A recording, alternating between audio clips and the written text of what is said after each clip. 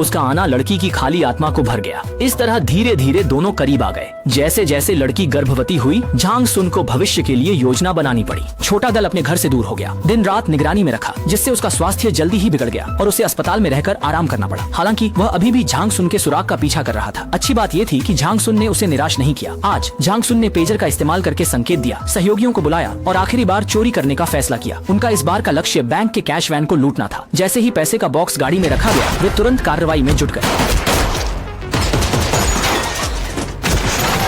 एक गोली चली और नकदी से भरी वाहन में रखा पैसा आराम से लुटेरों के हाथ लग गया। बैंक के कर्मचारियों ने तुरंत पुलिस को सूचना दी, लेकिन जब पुलिस की गाड़ियां मौके पर पहुंची तो लुटेरे तनिक भी नहीं डरे, बल्कि सीधे टकरा गए और फिर पुलिस की गाड़ियों पर गोलीबारी की। इस बार मध्य टुकड़ी तैयार थी। उसने पुलिस कर्मियों का नेतृत्व किया और लुटेरों से मुकाबला किया और सफलतापूर्वक लुटेरे ड्राइवर को मार गिराया। जैसे ही पुलिस की भारी समर्थन बल घटनास्थल पर पहुंची, लुटेरों ने गाड़ी से उतरकर अपना आखिरी दांव खेला। झांग सुन ने फंसे हुए पुलिसकर्मी को गोली मारने के बाद एक और समर्थन पुलिसकार को निशाना बनाकर रोक दिया और तुरंत एक हैंड ग्रेनेड फेंक दिया। फिर मौके का फायदा उठाकर गाड़ी चलाकर भाग निकला। हालांकि वह फंसा हुआ पुलिसकर्मी अपनी अंतिम शक्ति का उपयोग करके उनकी पिछली कार का दरवाजा खोलने में सफल हो गया, जिसके परिणाम स्वरूप पैसे भरे बक्से गिरने लगे। लेकिन झांग सन इन सब की परवाह किए बिना उसने पीछा कर रहे पुलिसकर्मियों को रोकने के लिए एक हैंड ग्रेनेड फेंका और जल्दी से वहां से भाग निकला। इस बार डकैत खाली हाथ लौटे, लेकिन पुलिस को भी भारी नुकसान हुआ। 3 सुरक्षाकर्मी और 2 पुलिसकर्मी मारे गए। गुस्से में मिडिल टीम ने सभी पुलिस बलों को इकट्ठा किया और पूरे शहर में खोज शुरू की और अंततः एक होटल में 2 डाकुओं को खोज निकाला। जैसे ही टीम पहुंची, ऊपर की मंजिल पर एक पुलिसकर्मी की हत्या कर दी गई। दोनों पक्ष संकीर्ण सीढ़ी में गोलीबारी में उलझे रहे। एक डाकू गोली लगने के बावजूद आखिरी प्रयास कर रहा था। ऊपर से कूदने के बाद भी भागने की कोशिश की और पीछा कर रहे पुलिसकर्मियों द्वारा मौके पर ही मार दिया गया, जबकि दूसरा हथगोला थामे हुए डाकू को भी गोलीबारी में मार दिया गया। इस समय झांग सुन ने पुलिसकर्मी के रूप में खुद को छिपाकर सफलतापूर्वक भागने में कामयाबी हासिल की।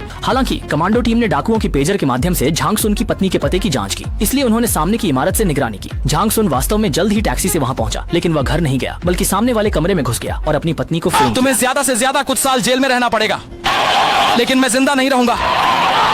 पिछली बार तुम्हारा जो उस आदमी से मिलना देखा, वो मुझे तसल्ली देता है। उस पार उसकी पत्नी का दिल टूट रहा था। उसने झांग सुन के निर्देश के अनुसार शादी की तस्वीर का दूसरा आधा हिस्सा काट दिया, फिर बाल छोटे कर लिए और फिर घर से बाहर निकल गई। लेकिन ऐसा सोचा नहीं था कि बाहर जाते ही निकले पुलिस ने उन्हें रोक लिया। इसके बाद मिडिल ऑफिसर लोगों को लेकर घर की तलाशी लेने पहुंचा। हालांकि अजो के बारे में सब कुछ नष्ट कर दिया गया था, लेकिन वे किताबों से सफलतापूर्वक पता लगा सके कि झांग सुन का अगला कदम पीस थिएटर जाना है। पुलिस ने पहले से ही भीड़ को खाली करवा दिया और दर्शकों का भेष बनाकर झांग सुन के आने का इंतजार कर रहे थे। अंधेरे में एक व्यक्ति ने चुपके से हथियार निकाला, लेकिन चारों ओर के पुलिसकर्मियों ने उसे दबोच लिया और अंततः झांग सुन को गिरफ्तार कर लिया गया। भी ऐसा ही मानते थे। जब तक कि उन्होंने आरोपी से पूछताछ नहीं की, तब उन्होंने पाया कि आरोपी के कान का हिस्सा भले ही कम हो, लेकिन घाव बहुत ही साफ सुथरा था। स्पष्ट रूप से यह तब के काटे जाने का नहीं था, बल्कि चाकू से काटा गया था।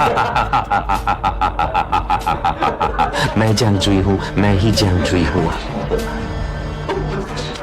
हालांकि सामने वाला आदमी भी एक लुटेरा है, लेकिन टीम को पता है कि असली चोर अभी भी आजाद घूम रहा है। सभी सहकर्मी जश्न मना रहे थे, केवल वही उदास था। एक व्यक्ति जिसने अपने सभी भाइयों, दोस्तों और पत्नी को खो दिया, उसके पास जाने के लिए सिर्फ पैतृक घर बचा था। मिड टीम ने पिछले कुछ वर्षों में झांग सुन के अपराध स्थलों की समीक्षा की और पाया कि सिर्फ यूनफेंग सिटी में उसने कोई कार्रवाई नहीं की थी। इसका मतलब यही हो सकता है कि यही झांग सुन का पैतृक घर है। इस सुराग के मिलते ही मिड टीम तुरंत यूनफेंग सिटी के लिए रवाना हो गई और मामले की जगह पर मिले सुबतों से गोली। झांगझून को बंदूक बेचने वाले हथियार व्यापारी को भी पकड़ा गया और हथियार व्यापारी के सभी पेजर के साथ उसने फिर से यूनफेंग सिटी में घात लगाकर बैठना शुरू किया।